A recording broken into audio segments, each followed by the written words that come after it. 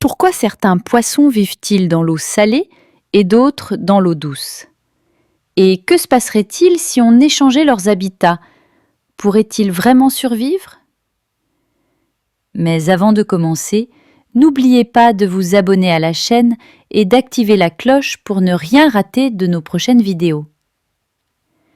Je suis Marie Grégoire et vous regardez Nerd1. Comment les poissons s'adaptent-ils à leur type d'eau? Vous pensez qu'un poisson peut nager dans n'importe quelle eau comme s'il s'agissait d'un spa tropical? Détrompez-vous, tous les poissons ne sont pas aussi ouverts d'esprit sur le plan écologique. Il y a les poissons d'eau douce et ceux d'eau salée. Et pour chacun, l'eau de l'autre, c'est un cauchemar salin. Le grand responsable de ce casse-tête, un phénomène appelé pression osmotique. En résumé, chaque poisson passe sa vie à lutter pour ne pas se transformer en flaque ou en bloc de sel. Les poissons d'eau douce, comme la carpe ou le tilapia, vivent dans un environnement où la concentration de sels minéraux est bien plus faible que dans leur propre corps.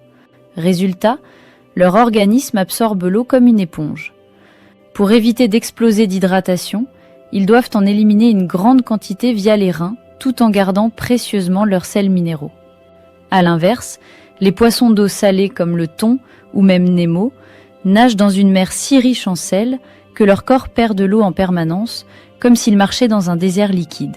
Leur solution, boire l'eau de mer, oui, sérieusement, puis rejeter l'excès de sel grâce à leurs branchies qui font office de filtres hyper sophistiqués. Maintenant, imaginez que vous prenez un petit tilapia mignon et que vous le jetez dans l'océan. Il commencera à se déshydrater, à se désorienter, puis, sans crier gare, mourra dans un silence très aquatique. Faites l'inverse avec un thon qu'on plonge dans une eau douce et vous obtenez un ballon de football rempli d'eau.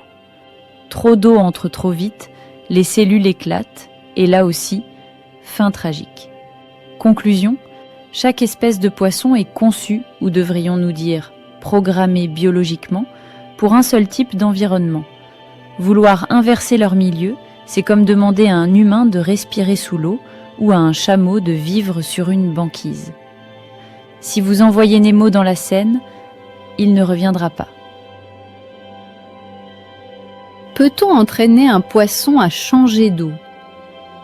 Bon, commençons par une vérité simple. Un chien, on peut lui apprendre à s'asseoir, à rapporter une balle, voire même vos chaussons. Mais un poisson, disons qu'il est déjà assis, tout le temps. Oh, mais soyons sérieux une seconde, peut-on vraiment entraîner un poisson à s'adapter à un autre type d'eau? Eh bien, ce n'est pas aussi simple que de dire « Allez, nage, petit poisson !» Mais c'est scientifiquement passionnant. Les biologistes marins ne passent pas leur journée à regarder les poissons faire des bulles. Ils mènent des expériences pointues pour comprendre leur capacité d'adaptation. Dans les fermes aquacoles, par exemple, on transfère régulièrement des poissons d'un bassin à un autre, parfois d'eau douce à légèrement salée. Mais attention, on ne balance pas un poisson d'une île dans l'océan en lui souhaitant bonne chance. Non, on utilise une méthode bien plus douce, l'acclimatation progressive. Comment ça marche? On mélange peu à peu de l'eau nouvelle, salée par exemple, avec l'eau d'origine, douce, sur plusieurs heures, voire jours. Cela permet au corps du poisson de rééquilibrer lentement sa concentration en sel, sans choc brutal. C'est une forme de dressage, mais cellulaire, pas comportemental. Tous les poissons ne sont pas aussi flexibles. Certaines espèces, comme le saumon, sont de véritables champions de l'adaptation. Ils migrent naturellement entre rivières et océans. C'est inscrit dans leur ADN.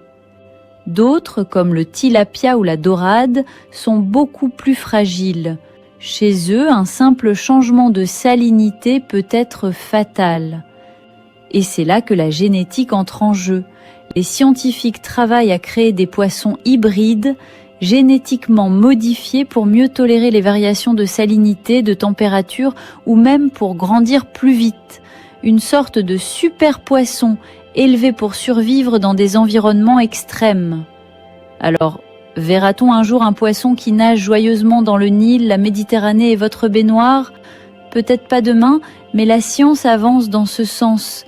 Rendre les poissons plus résistants et plus adaptables est devenu un objectif clé en aquaculture. Attention cependant, entraîner un poisson n'est pas comme dresser un perroquet. Il n'apprend pas consciemment. Son adaptation est biologique, lente et, désolé, pas très drôle à regarder. Mais qui sait, un jour, quand les voitures seront remplacées par des pédalos volants, peut-être que le saumon deviendra l'animal de compagnie à la mode. Et vous lui direz « Allez hop dans l'eau, mon gars ». Et voilà, les poissons ne sont peut-être pas des aventuriers, mais ils nous apprennent que l'adaptation, c'est une affaire de biologie, de patience et parfois de quelques gouttes de sel en plus ou en moins. Si vous avez aimé cette vidéo, n'oubliez pas de liker, de vous abonner à la chaîne et de partager autour de vous. Moi, c'était Marie Grégoire pour la chaîne NeuroOne.